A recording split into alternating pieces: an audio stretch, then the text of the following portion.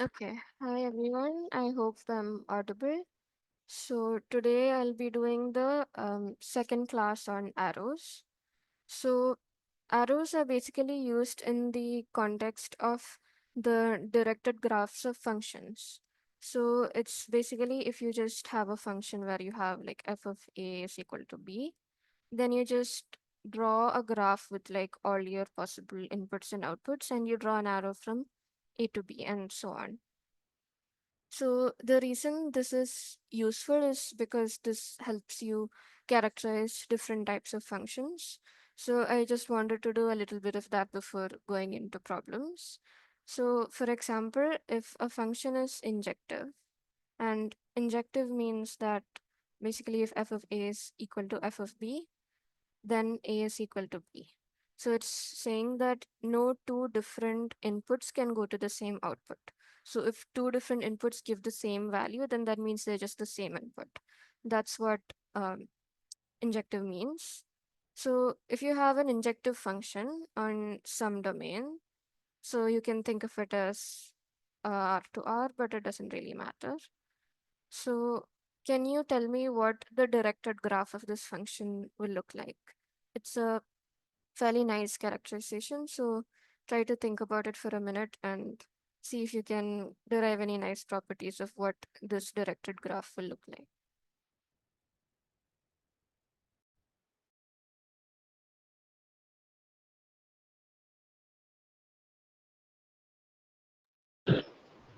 I mean, it's 1 to 1. Yes. So what would that look like on a graph? So every input has its unique output. Yes, exactly. So you basically can't have two things going to the same value. So if you just start with some input and you keep going, this is just saying that you're never going to come back somewhere in between, right? So can you characterize this a little further? Like, let's say that the set you're given is infinite, as in this case. So what will it look like? Can you say anything more? So there are no cycles. Um, there can be cycles, right? Like you can have this, Oh, right. Yeah. but I what see. you can't have is like something going into a cycle, right? Yes, yes. Yeah. Yes. So So you can disjoint have, cycles? Oh, yeah, sorry. you can have disjoint cycles, and you can also have like infinite chains, right? Because that also does not cause a contradiction. But yeah, if your set is finite, then you can't have any infinite chains, so then you'll only have disjoint cycles. So now suppose your graph, suppose your function is surjective. So surjective just means that any output value that's possible is actually attained. So in this case, it's not like it's fairly simple. That just means that for any output, you will have something pointing to it. So you won't have like something going away and like nothing pointing to it. This thing won't happen. So now you come to the final thing. Suppose your function is bijective. So bijective means it's both injective and surjective. So this actually has a really nice characterization. So just see if you can figure it out from the things you did before.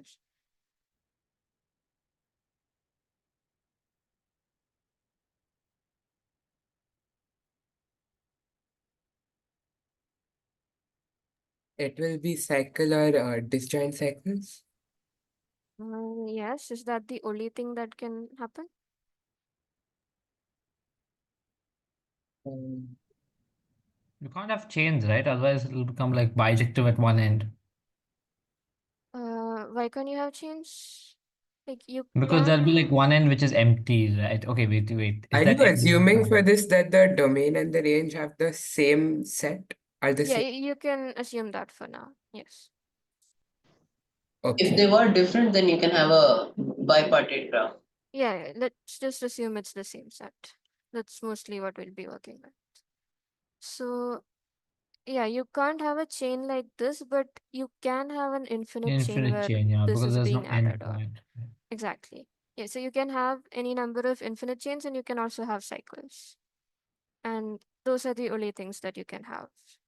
So if anyone's not convinced of this, then please do ask. But yeah, the reason you can't have anything else is because you basically cannot come back and intersect yourself.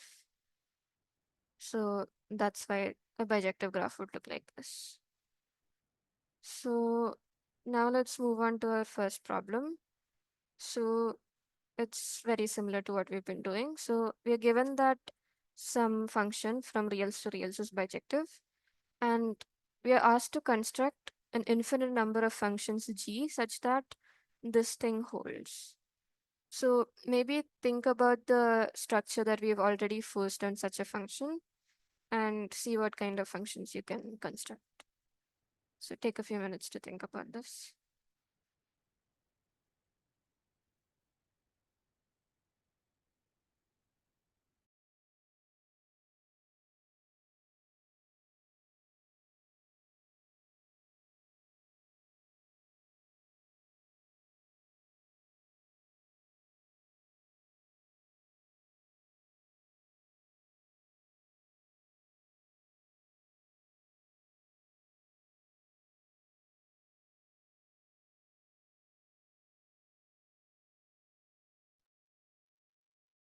Yes, I guess if we just take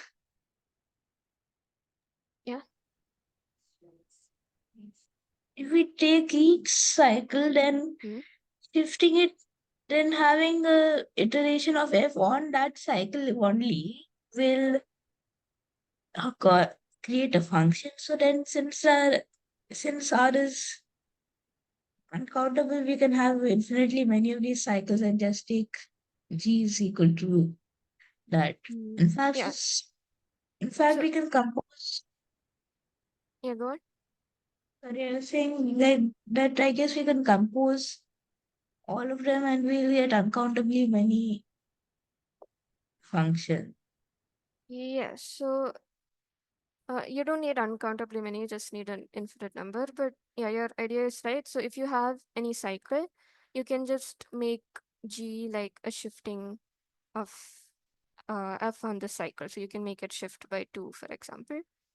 And then, so on all of these cycles, this thing will clearly be preserved because you're just shifting it some fixed number of times. And if you have any chains, then though you can leave that unaffected. So this works if you have infinitely many cycles. And if not, if you only have a finite number of cycles, then can you give an example of something that should work in this case?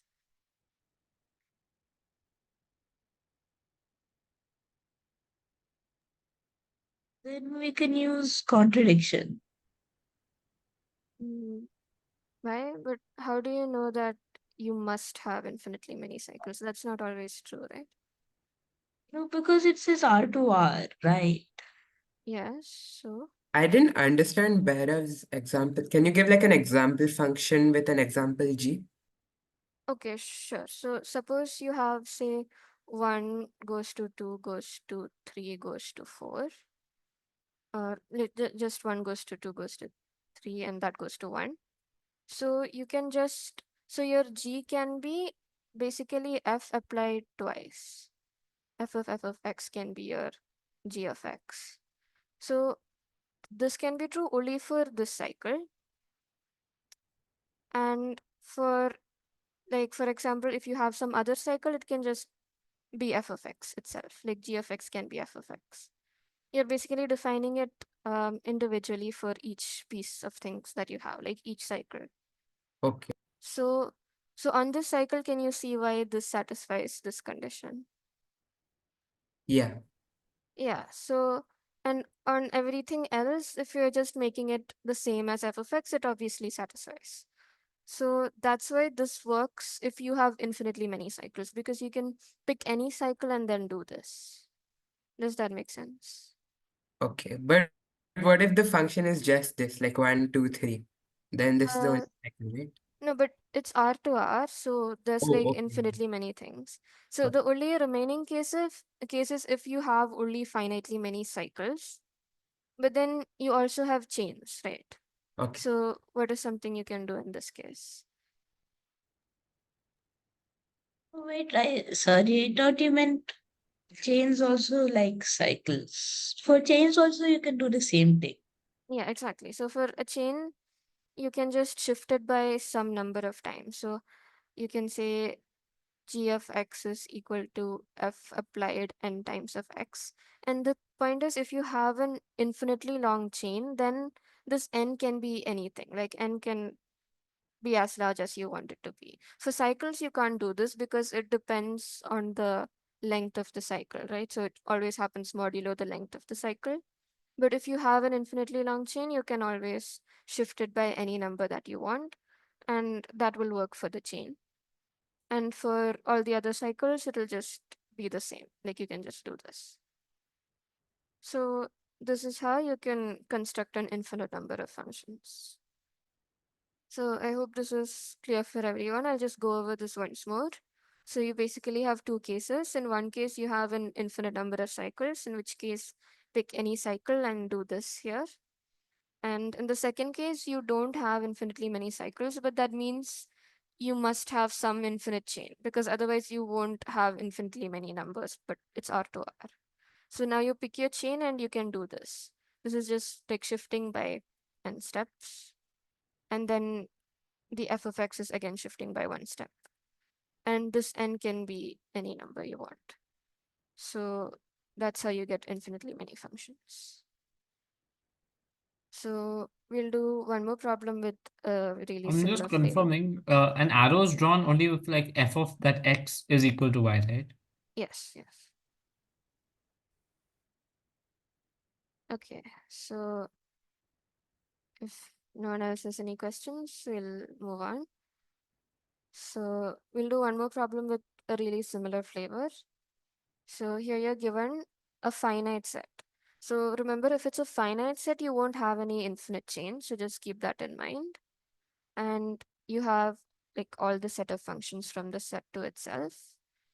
And now you're given that let f be such a function, and you're given that t is the image of f of s under this function, of s under this function.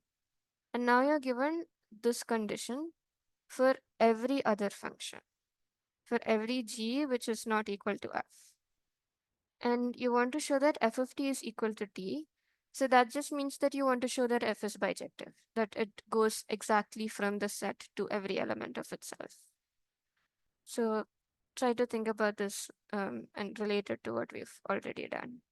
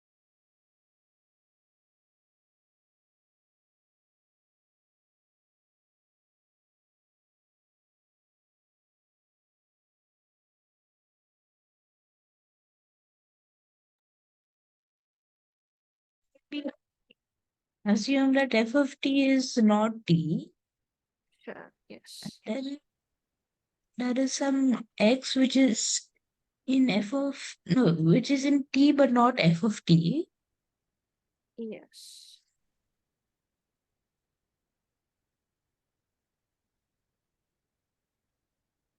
Yeah, so that's a good start. You can assume it's not bijective and try to prove the converse, the contrapositive. Yeah. And now we take g is equal to f prime, where g is equal to f on f of t or t minus x, and then we do something else with x and get some contradiction. Mm, so you're saying take G as F prime because that might not be well defined, right? Because you could have two things in T going to like the same value. So F prime may not be well defined, but the idea of making G somewhat related to F is it's a good idea. So you can try to build on that. No, as in on by f prime, I mean we take f and then just alter it at x Okay, so you're modifying F. How are you doing that? by giving it the same except at x, and then at Ah, x okay. moving it to something else in f of t. Yes, so you're saying there is some X which does not have any image in F, but in G you're giving it some image. Okay. And are No, you no, sorry, I don't mean like that. okay? I mean, since we want to show there's no such x, we just alter it on it. So it was Okay. first f of x, we take it as a different one, which is also an f of t. And Yes, then, sure. So but let's then, say f of x is y. Okay, so what are you doing with G? So is G of x different? yes, g of x should be y prime, which is also an f of t, but not equal to y. Sure. Okay. So Can you yeah, explain the notation f of s and f of t? Like how are you taking the function of the whole set? like all the images of everything in S is what is comprising T. Okay. Yeah, so f of t equals t means that you want to show it's going to the same set.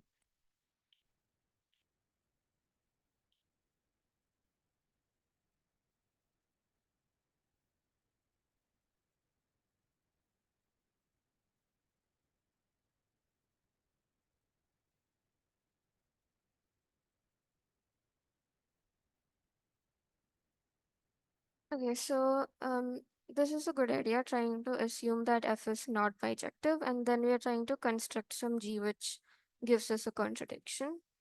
So you can try looking at what the structure of f must be like if it's not bijective. And maybe try making some g which is really similar to f but has some sort of difference as a result of this structure.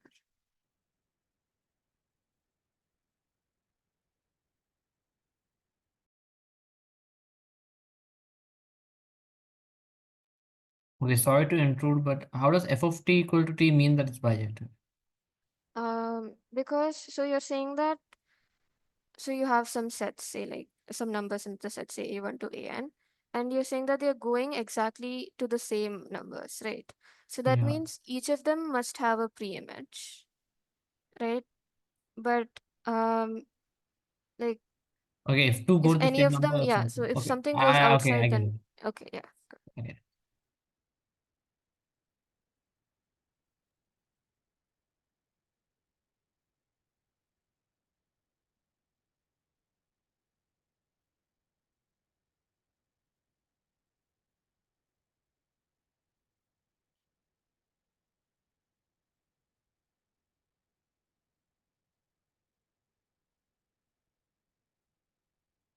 So there is no arrow which go to x, which goes to x, right? Yeah, there is no Right. arrow which goes to x in this. And x must go to some arrow. Okay. Yes.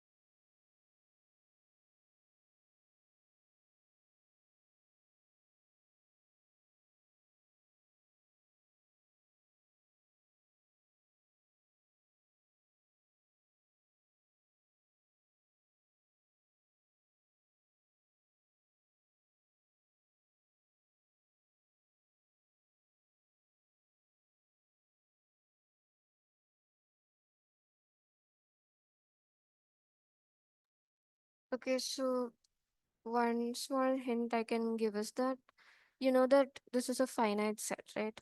So if you start from one element and you keep going, you're eventually going to like come back to some element at some point, at which point you hit a cycle. And you know that it's not only going to be cycles because that means f is bijective and you're assuming it's not. So there has to be some sort of cycle with like a tail going into it. So try thinking about those kinds of structures.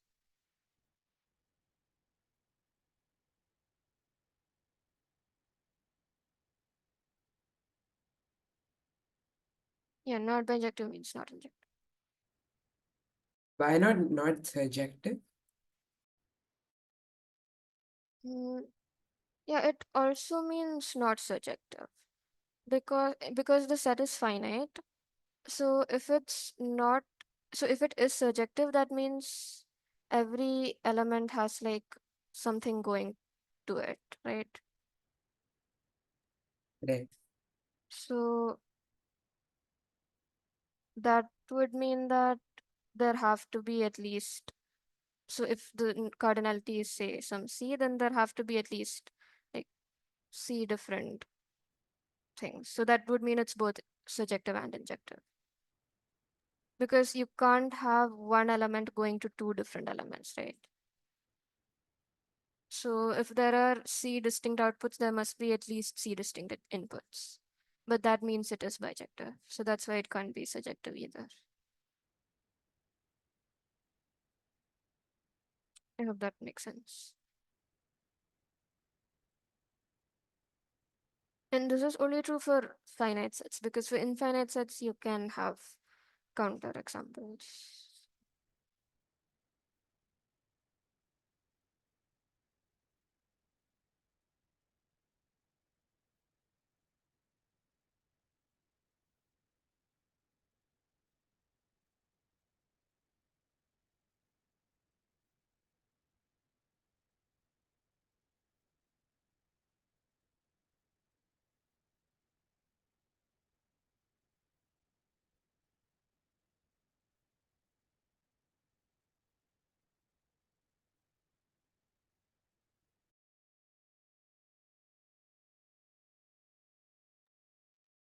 I guess we could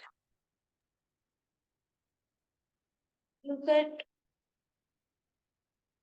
two outputs in T which no two elements of T which give the same output under F and Mhm. Okay. map and then map one of them to one which to something in T but not f of T. Okay, so you're saying suppose there's some f of A equals C and f of B equals C, so you want g of A to be X, is that what you're saying? Yes. Okay. Then you not And use the variable x, by the way, oh, because f okay, of x sure, and g sure. of x is false.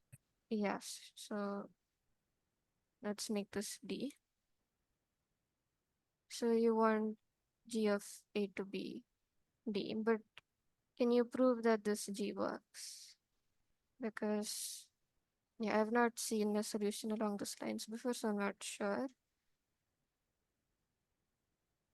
But let's see. So if you apply F3, so if you apply F on A, then you go to C, and then that's fine. But how would you verify this for whatever is going to A? Like F of something would be A, right? So you'll need to verify it for a lot of cases, and that just sort of branches out. So that becomes hard to control. But can you think of a different sort of function where you can sort of easily see that it does satisfy this? So maybe something related to this sort of structure. Like there must be this thing must exist, right? Like that's the information that this assumption gives you. So, and if this assumption wasn't there, then maybe such a G would not exist, right? That's like the whole point of the problem. So yeah, you can try to use this information Wait, to just asking, but how will f of g of f look like if we express it in a arrows of some sort? so okay, that is a good idea to look at it that way. So you would have your like f of x graph over here. So if this is like your A and your A goes to C, then you just have to find C in the G graph, and then it would go to something here, say E. And then you just have to find E somewhere over here, and that would go to something else. So yeah, in this case, like you just basically have this mapping. Yeah, so in this case, it might not be that useful to look at it in this way, but there are cases where looking at the graphs of both the functions together could help. So it is a useful idea.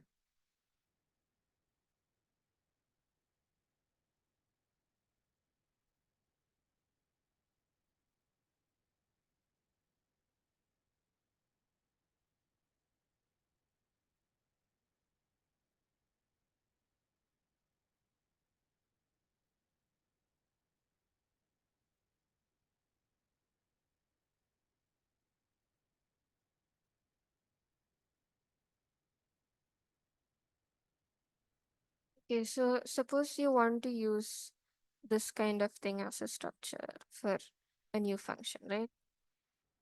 So what is something that you can do here to create a function different from f that would not work if you only had a cycle? I was thinking of like reversing the cycle, but it's not working that way. Mm, reversing the cycle may not work, but like what do you have over here that you don't have in the bijective case that you could A sort of tail. map? Okay, so you map that Yes. to the tail, end of the tail or something? Yeah, try to map the tail to something in the cycle to sort of incorporate it into the cycle. That's Yeah, the so main we could idea. disconnect one of the last edge and connect it to the end of the tail, somewhat. Yes, so you're essentially doing um so you're basically like attaching this part to this part. Is that what you're saying? Yeah, so Yeah, kind of. so you're kind of assuming that this was also there in the tail. So this one basically goes to this element and no, With okay. the reverse, like I Yeah. meant like you remove that last connection of the cycle and connect it to the end of the tail. So as to say. Oh, so you're doing this? Yeah. Okay, I'm not sure if this works, but let's see. So the reason this may not work is suppose you're doing say f of f and then g and then f starting from here. So then you would go here and then you would end up on something which is on the tail, right? But Okay, if the tail is long enough, like, okay, so we have to take yeah, one element just outside the cycle, perhaps. sure, okay. Let's try that. I mean, I'm just like guessing at this point. Yeah, no, it's good to like experiment in this way. It will probably lead to what we want eventually. So you're saying you map this to Yeah, like this. just, yeah, kind of. Okay. Um, so again, I'm not sure if this would directly work because, okay, if you start from here, you do G, you end up here, then you do F, and then you end up here. But if you start from here and then you do F and then G and then F, then you end up back here itself. So this might not work, but a very similar kind of idea works. So what you're trying to do is you're trying to make the tail a part of the cycle, right? So you kind of want to pretend that this one and this one are the same. So you just make them both map to what they would map in the cycle. So this one you already know is mapping to this one over here. So you just make the G of this also map to this, right? And so now we know that these two are corresponding. So let's just like attach them with a different colors. So what do you do with this one? Wait, I didn't get it. How do you construct G again? Okay, I have so an idea for g of x. sorry. I had like an idea for g of x. Okay, sure. So go ahead. So what we can say is if x is in t, then g of x equals t, and otherwise g of x equals f of x. If x is in In t, t, then you're g of saying g of x, x is equal to f of small t, x. small t. Okay, some specific t. Uh, yeah, wait, no, I just let t be that element, which is Okay, so let t be this d thing. Okay, let's use a different variable. So you're saying if some e is in t, then g of e is equal to this d over here, right? it's the yeah. Okay, And and otherwise g of x is equal to, yeah, okay, then you can say it's equal to f of e. Yeah. okay. Mm, and can you prove that this works? Because if you do some g and then you do some f, and then you end up at e. So Oh, wait, you can look at the left hand side. That will just become f of d. yes, F compose G compose F will be f of d, and that's always a constant. And the right hand yes, side will actually vary.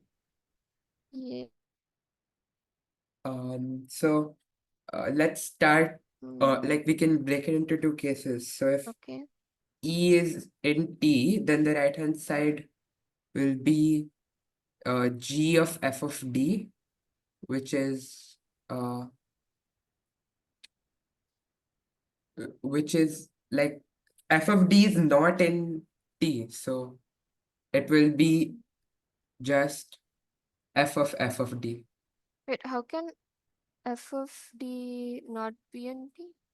Like, you wrote right, assume f is not bijective. There exists some x Ah, in T okay. such that x is not in f of T. So f of, okay, yeah, I think this should be s instead of,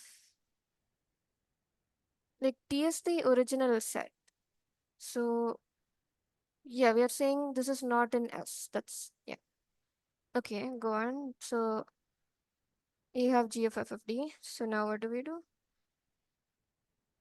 So g of f of d is just f of d, because Yes. f of d is not there. Yeah, but this can't be equal to f of d because we know that f of d is not d, right? Because nothing goes to d. Oh, okay. So yeah, that's the issue with this, but yeah, it's still a good approach. So okay, if, we go back to the cycle thing. So what we basically want to do is we want to pretend that these are elements of the cycle and then map them accordingly. So for example, we want to pretend that these two are the same because they both point to this one. And we also want to pretend that these two are the same because they both come behind these two, which we're pretending are the same, right? So what we do with G is we make this one point to what this is pointing to. And these two, which we want to pretend are the same. So this is pointing to this one, right? So I'll just give them names now. So A, B, C, D, and E. Okay, so we want to pretend that B and E are the same because they come before C. They both point to C. So we'll make G of B also C. And now we want to pretend that A and D are the same because they both point to B and E, right? And we're pretending that B and E are also the same. So we'll just make f of A is equal to f of D. So what we're trying to do is we're trying to get all the outputs to be on the cycle. We can Because make f of a as that or g. yeah,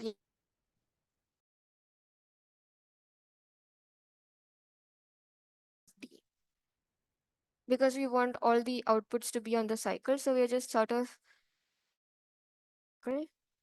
and we are just like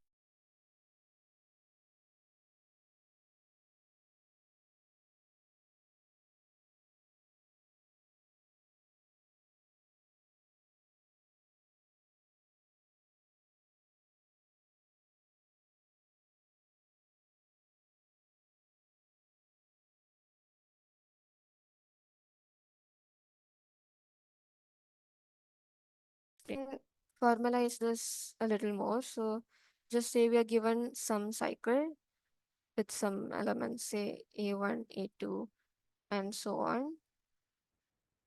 And here we are given some elements, say, let's say the cycle goes this way. Okay, and we are given something like B2, B3, and so on. So we are just mapping B2 and A2.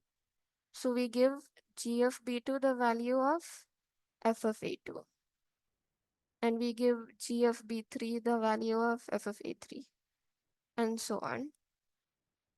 So now if you look at the function composition, then if you apply f and then g and then f, you're basically going on to whatever cycle that you're leading to, right? So if you're on some tail, then you're just going into the cycle and then everything becomes equivalent, right? So this mapping that you're mapping bi with ai, this is not the function, by the way, this is just your mapping, it's not the g.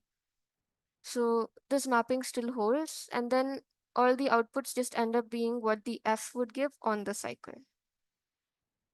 Does that make sense? So if you want to take a more specific example, suppose I am doing some f of g of f of some bi over here. So f of bi would just become something. So f of bi, yeah, f of bi would become f of bi minus 1. So this becomes g of bi minus 1, right? So it just advances to the next one on the chain. And g of bi minus 1 is equal to f of ai minus 1. And that just goes to f of AI. ai minus 2, and this becomes ai minus 3. So basically this index just decreases each time, and it always ends up as an ai because you're always going to the cycle. So similarly, if you do g of f of g of bi, this goes to g of f of ai minus 1, which goes to g of ai minus 2, and g and f are the same on the cycle. I forgot to mention that, but on the cycle, g is just the same as f. And so this becomes ai minus 3. So yeah, basically what we're doing is we're just pretending that the tail is part of the cycle intuitively. So all the outputs just end up being the corresponding thing if you're applying f 3 times on the cycle. So I hope that makes sense. If you have any questions, please ask. Yeah, it makes sense. It sounds very clever. Yeah, it's a really clever problem. And yeah, the main idea is to use the non-bijective condition somehow. And then you have to think of using the tails because they would not be there if f was bijective. And then the main idea is to just sort of wrap them around the cycle and incorporate that. So that's how you would construct a G. So yes, I hope you like this problem. And okay, now we'll move on to the next problem. So it's not directly a function problem or an arrows problem, but arrows can turn out to be quite useful in this. So you're given some integers a1 to an, and their sum is not divisible by n. And you want to determine all integers for which you can find an index such that every every sum of numbers starting from this index is not divisible by n. So you want to find such an index. So yeah, you can take a few minutes to try this problem.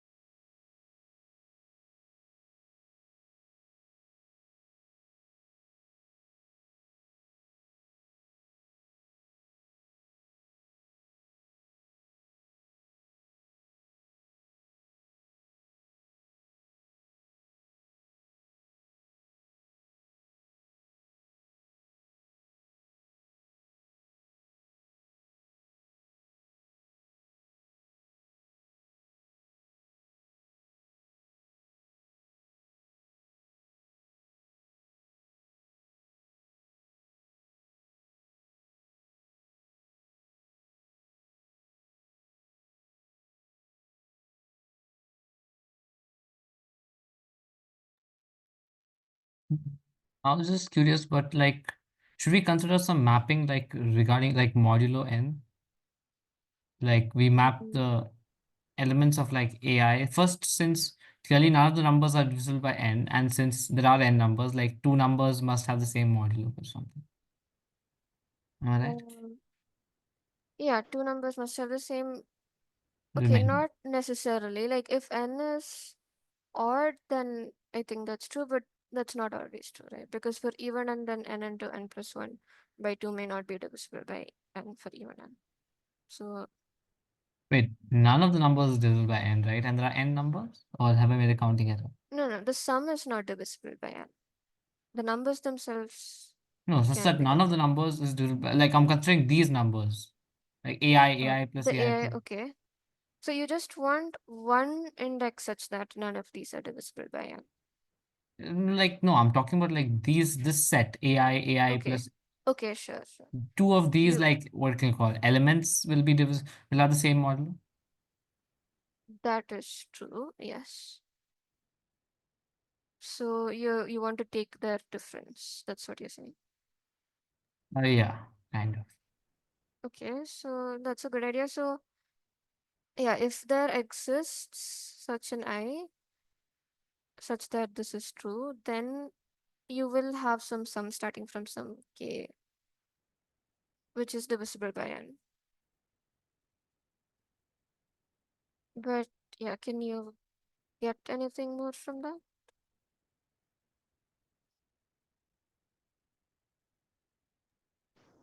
I had a question. In the end, it's saying here we let AI equal to AI minus n when I Okay, is greater than n.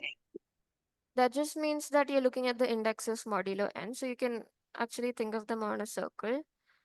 And like if you're starting from somewhere and then you're taking the next sum and then the next one and so on, if you cross an, then you just start from a1 onwards. Does that make sense? Like if you have an minus 1, this is your first one, then your next one will be this, and then your next sum will be starting from a1 onwards. Ah, That's I just only see. me. Yeah, Okay. I was getting a bit confused. You have I greater than n here and I less than or equal to n there. Okay. Okay. Got it.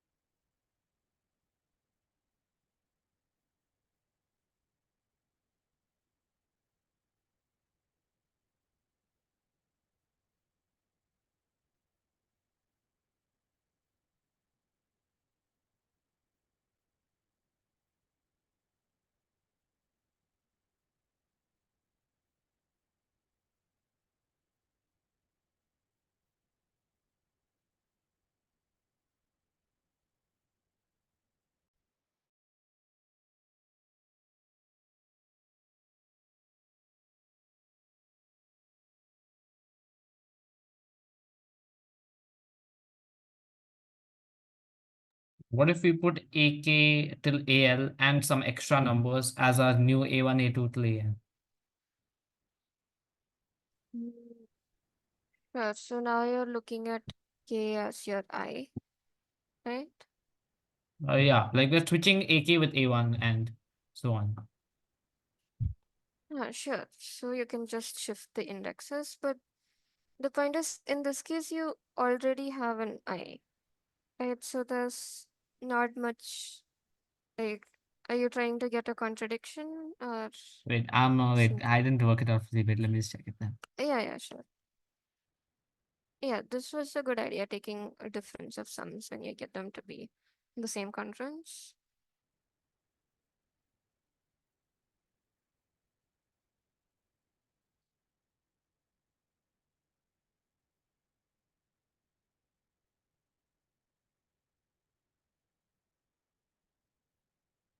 Yeah, there's two main things you can do. You can assume that such an I exists, and you can also assume that no such I exists. And what we are trying to do is like get information from those cases. So yeah, it's a good start.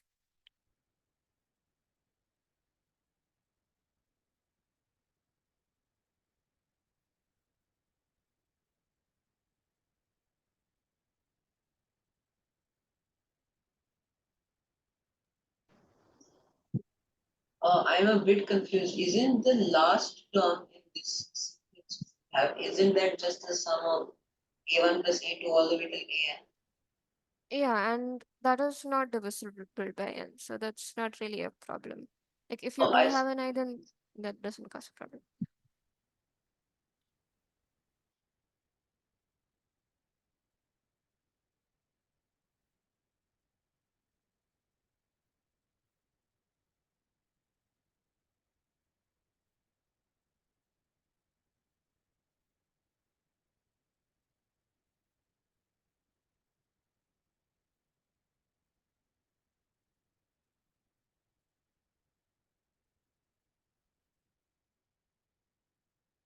Can we comment about the length of KL?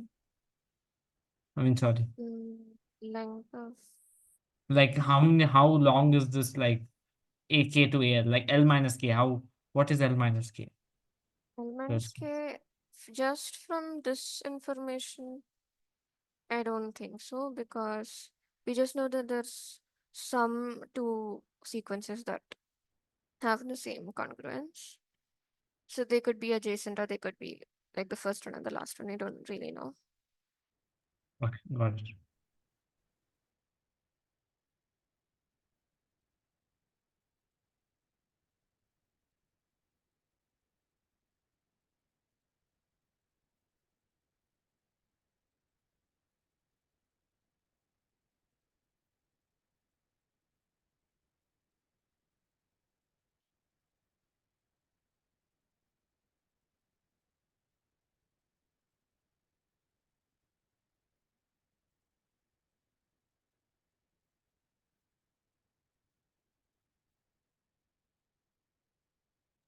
So technically proving that none of the numbers is divisible by n is like equivalent in some way, not fully.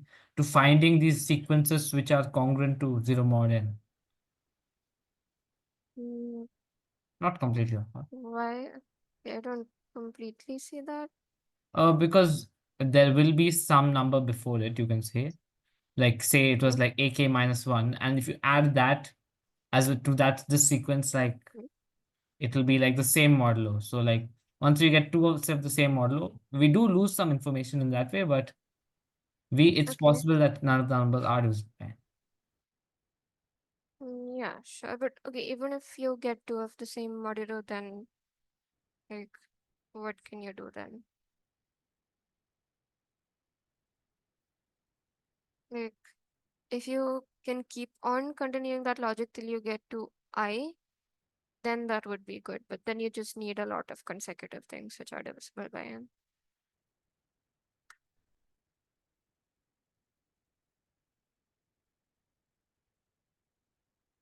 So what you were doing is you assume that such an I exists, but what if you assume that such an I does not exist? So then can you get any information? And it's always helpful to think of the numbers on a circle. And yeah, since this is scenarios class, you can also like try thinking of where you can incorporate arrows into this.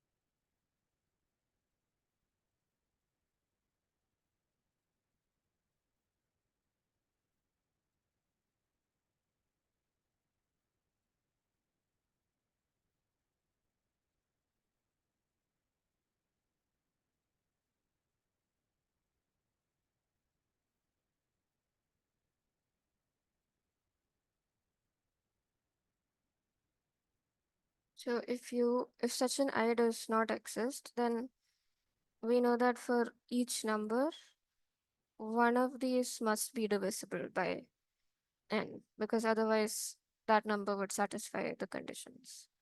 So we're assuming no such number exists. So starting from each index, one of the sums after it must be divisible by n. So that is something worth thinking about.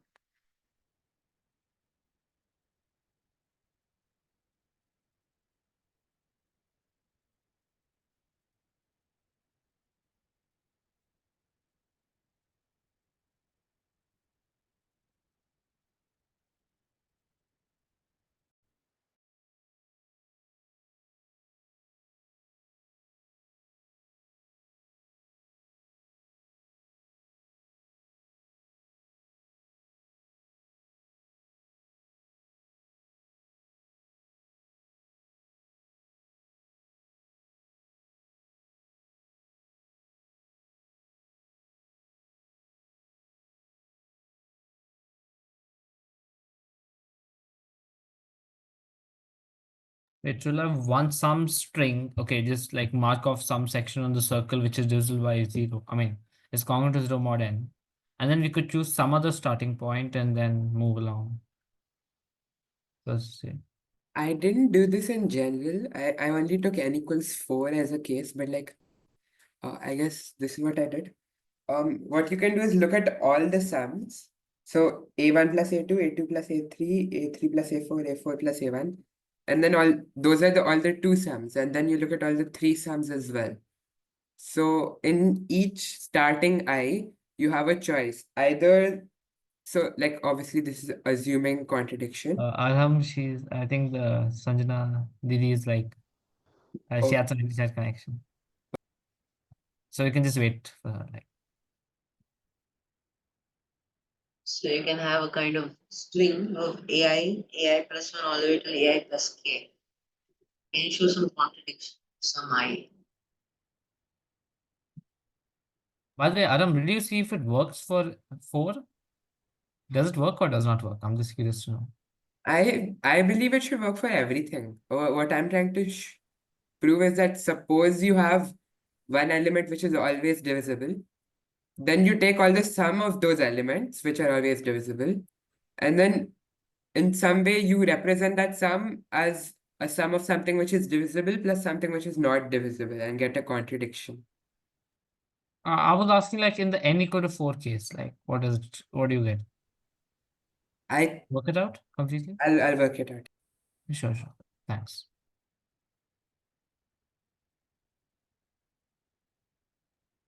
I think for n equals 4, actually, it won't work.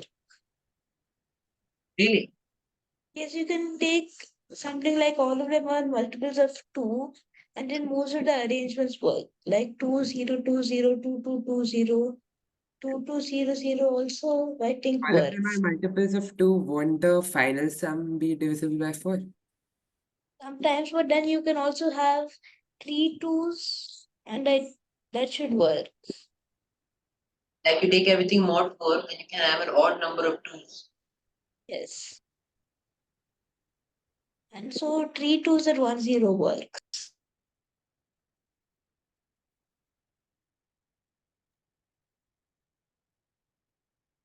Then maybe it's true for nothing. Maybe. Maybe that's the case. Well, it's true for 2 and 3, I think. I think it's like evens and odds or something like. Okay, wait, but Bhairav just said 2 and 3, like. Okay, this Yeah. is given at this point. Okay, let's just check 5.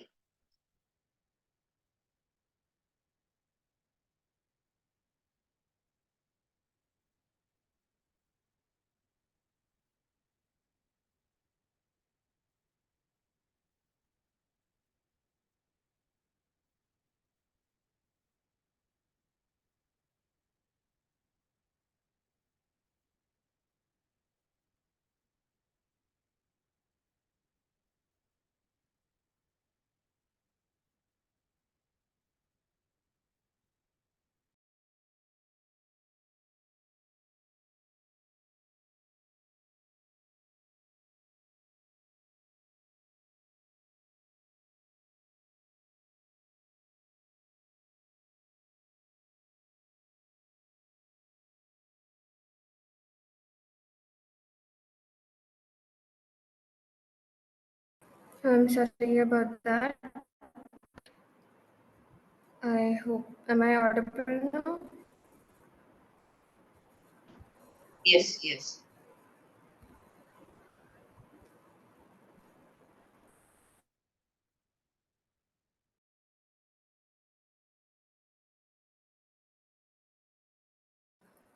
Sorry, I got disconnected. Am I audible now?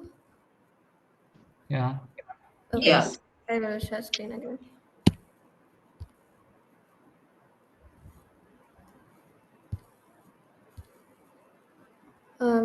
Whoever is the host, I think Nishant, you're the host. Can you Yeah. make me the co-host because I need to share the screen? Great. Okay, I'll just make you host. Okay, sure. Yeah.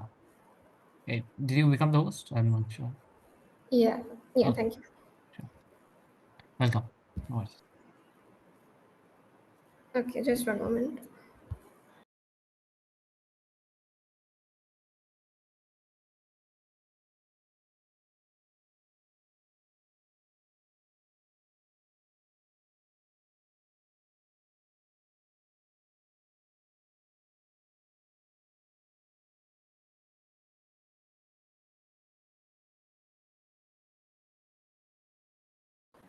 Okay, I hope everyone can see now.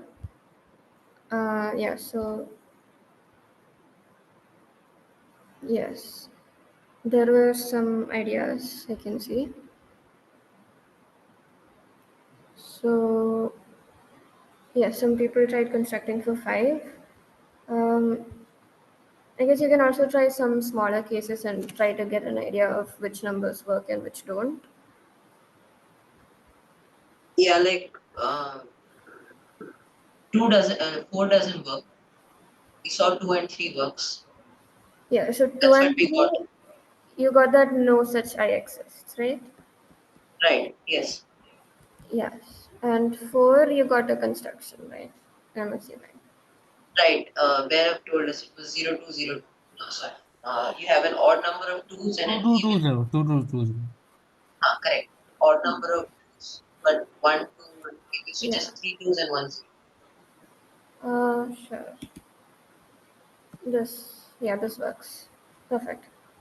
So, and what are you getting for 5? Do you think 5 works or not?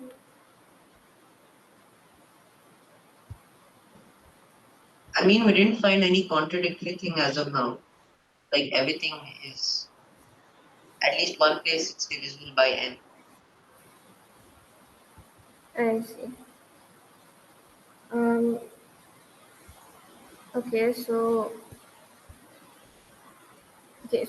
in general, so if we are assuming that there is no such I, then we know that for every index j, you have some number where the sequence is divisible by n, right? So this is just some other index. So maybe try to use that and also try to use the arrows idea over here. So you can think of, okay, you have these numbers on a circle and Okay, we given map any AJ number. to A of F. Oh, sorry for interrupting. But so we map AJ to A of FJ somehow. Yes, good idea. So you're just mapping, so if you have these numbers, you're mapping AJ to A of F of J. And we know that this much is divisible by n. Yes, and what more can we do? Wait, how do we know which side it is mapped? Like it's You possible. can just assume it's going in this order, right? You can Okay, okay, assume, yeah, sure. this is AJ plus 1 and so on. So wait, we're assuming this is divisible by n or is it not? What are You're we assuming? assuming that it is. Because if there is no such I, then for every j, you can go some number of steps and you will get something divisible by n. Because Right, otherwise the correct. j would satisfy. Yes. Okay, and yes, you can do the same thing from this number also, right? You can Okay, go to so some new number and so on. So what do you ultimately get over here? wait, can anything map to AJ?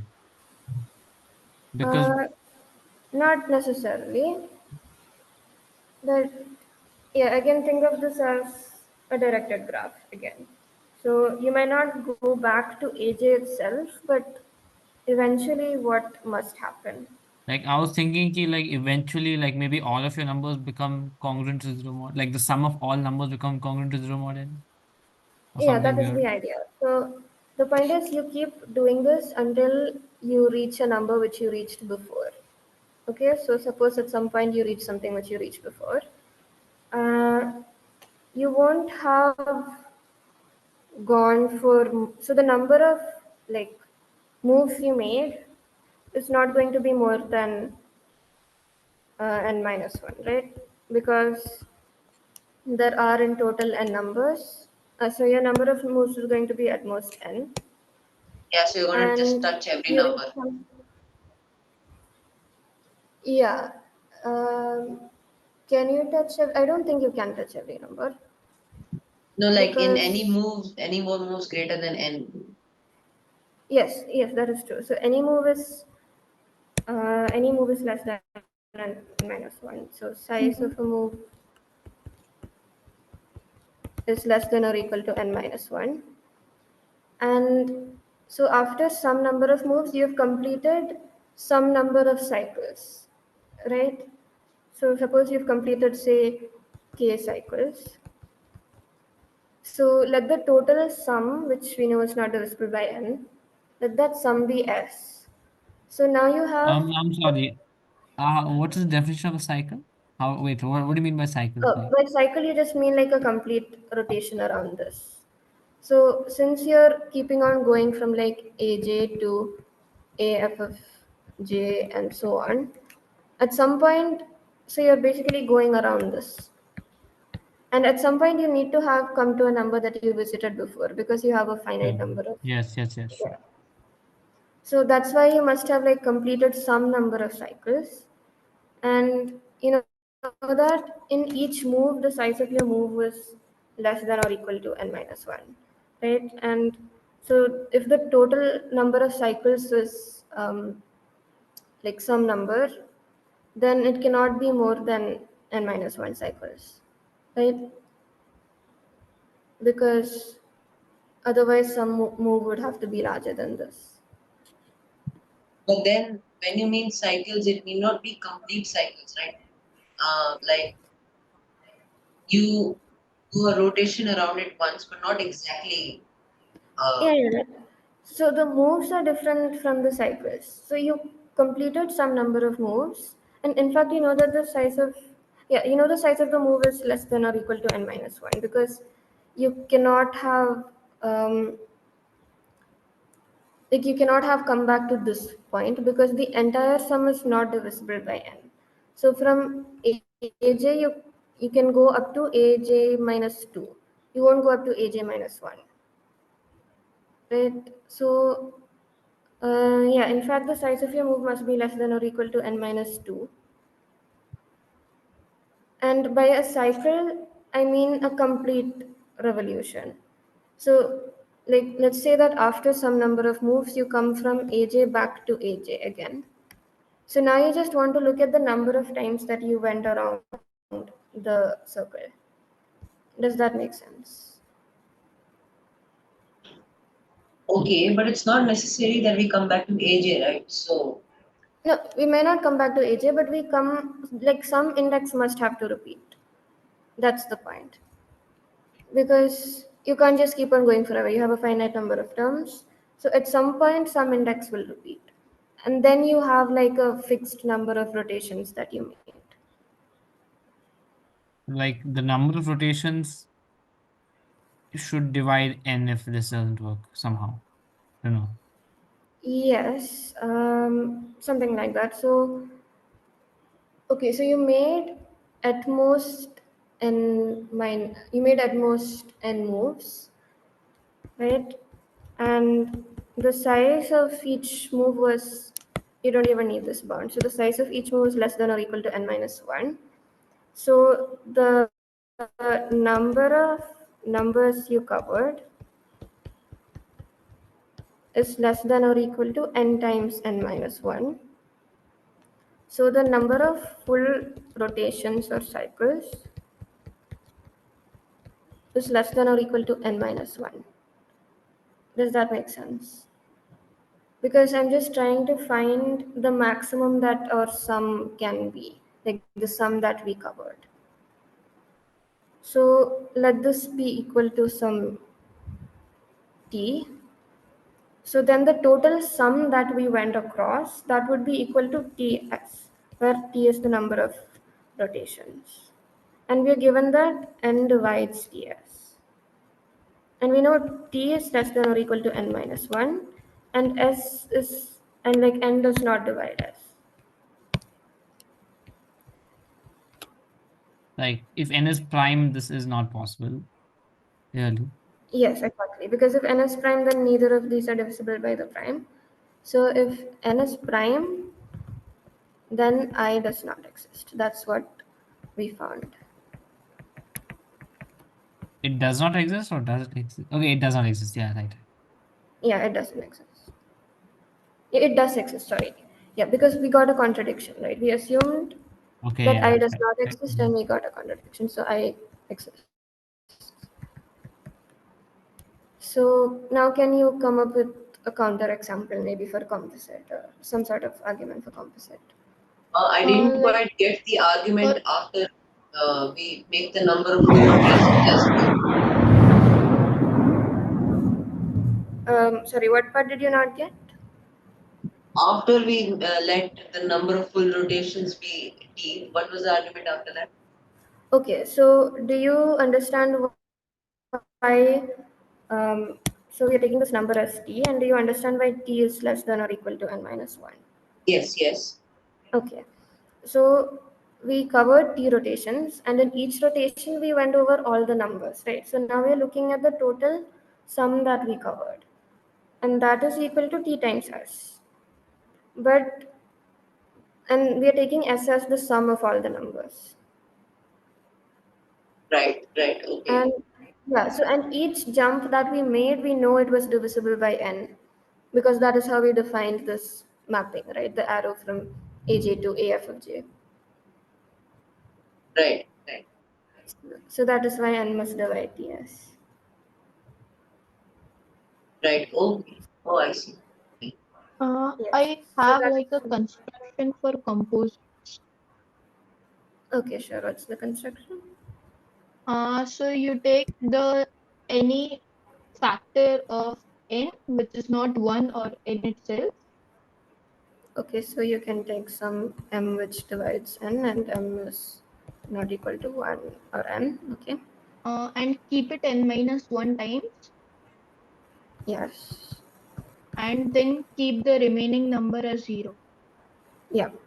And this clearly works because you just need some, like wherever you start from, you just need some n by m consecutive m's. And since n by m is less than n, you're done. And you get that much wherever you start from. So even if you start from, like, yeah, wherever you start from, you will get that many m's before you complete a full cycle. So yeah, that is the construction for n composite. So for n composite, you will always get like one of these sums to be divisible by n. So I does not exist.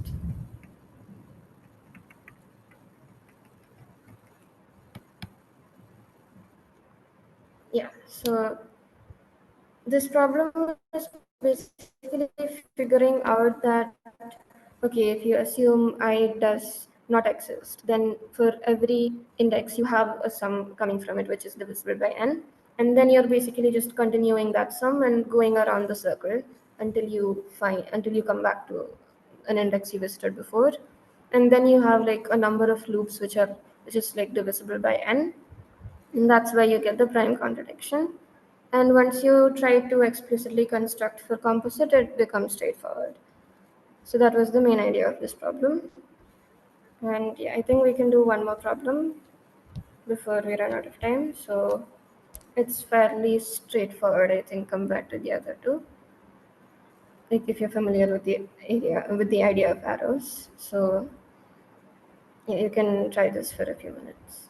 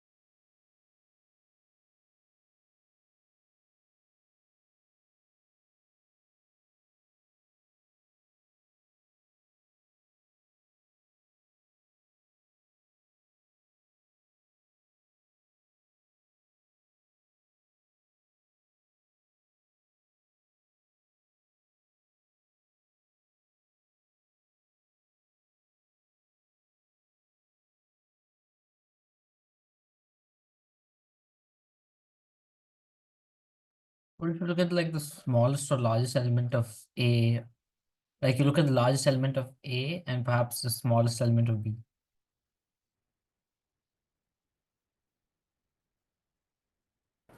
Okay. So You want to look at the largest element of A and the smallest element of B. Like this largest element of A maps to something in B. Yes, true. Okay. And the, So the smallest element of B maps to something in A. That's all right. Fine. yes, so we know that x minus b must belong to B and y plus a must belong to A.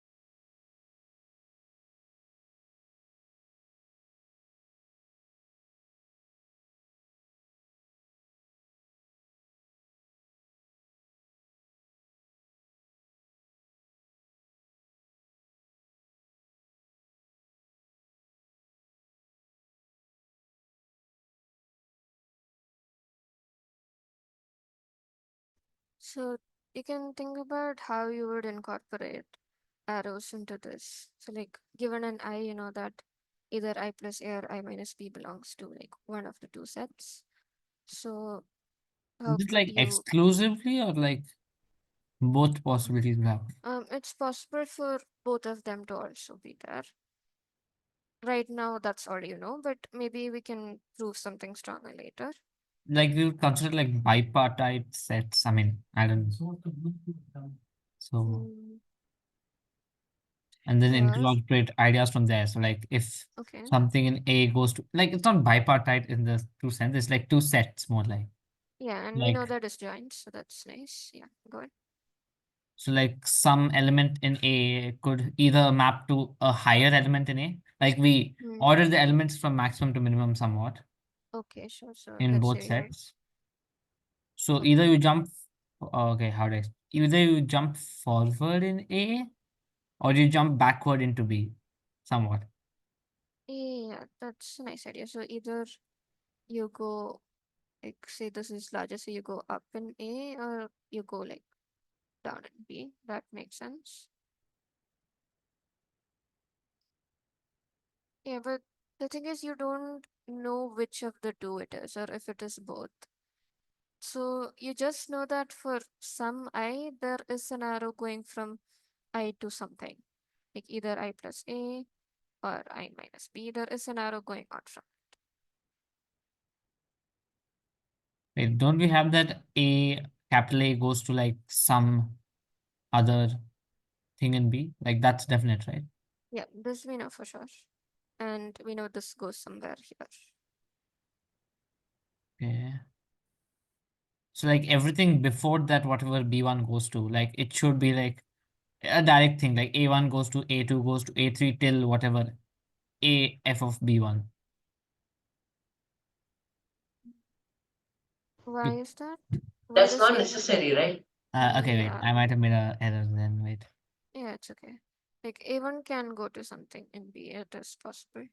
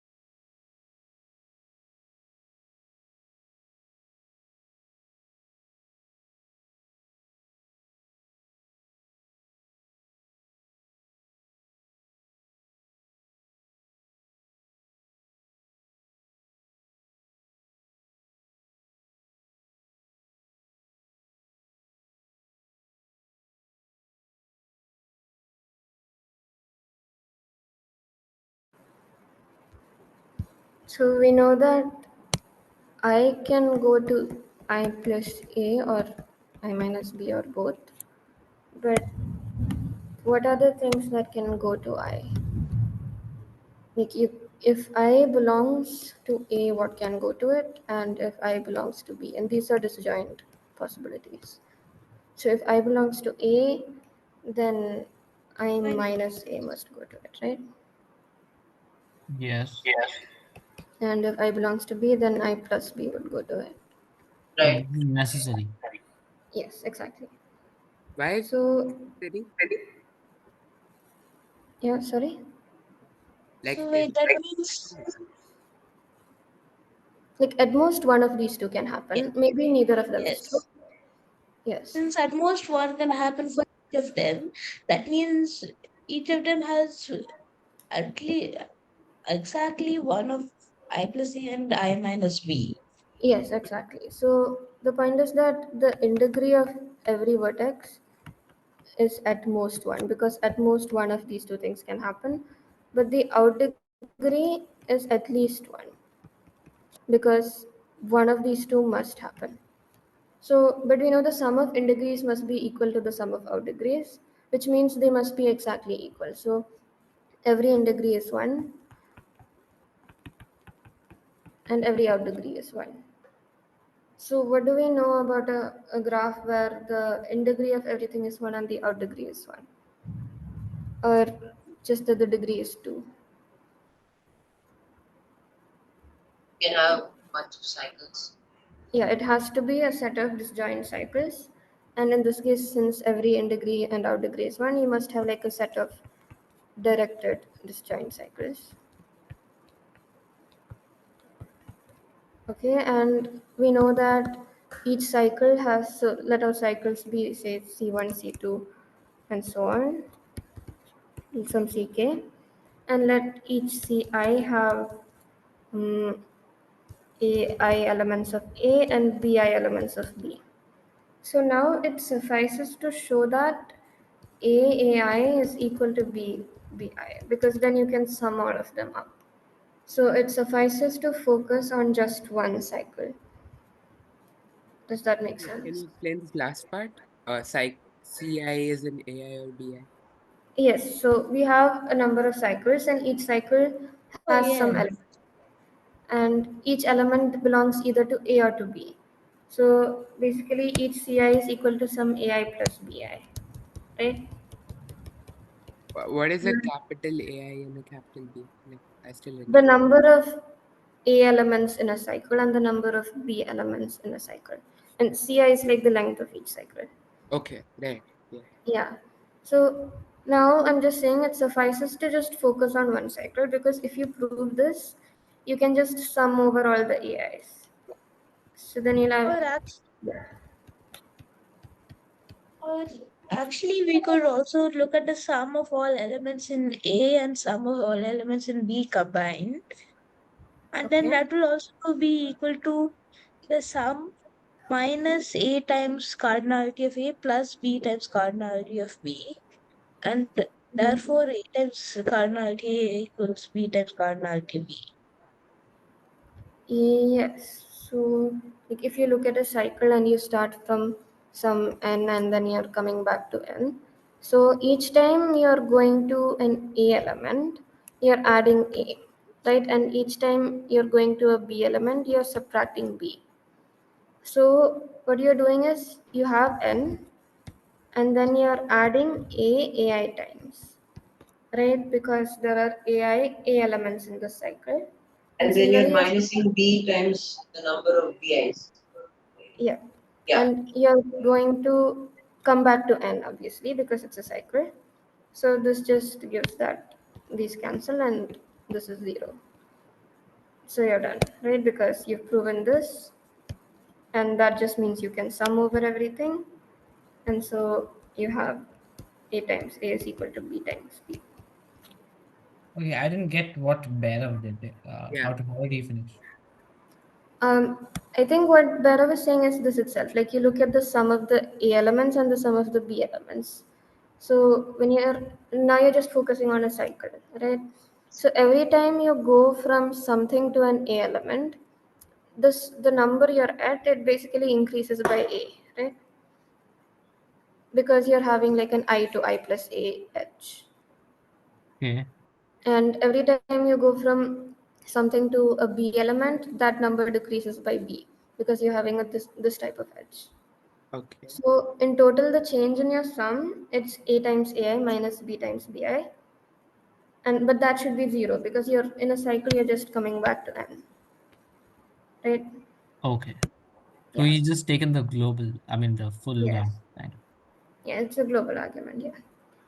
Wait, the sum of the cycle has, like, what is n here? N is just you're starting from any random element and then just looking at how it changes as you come back to that element. Oh, okay, got it. Yeah, so the total change must be 0 because you're coming back to the same thing. So that's how you get that this quantity is 0. So yeah, the main idea of this problem was just to first analyze the in degrees and the out degrees, and then you get this very specific structure, and then it just suffices to look at like a whole rotation through the cycle, and you get that this change must become 0. So yes, that was this problem. And yeah, so that will be it for this class. I hope you like the problems. And yeah, if you have any questions, you can ask now. I'll stop the recording for now.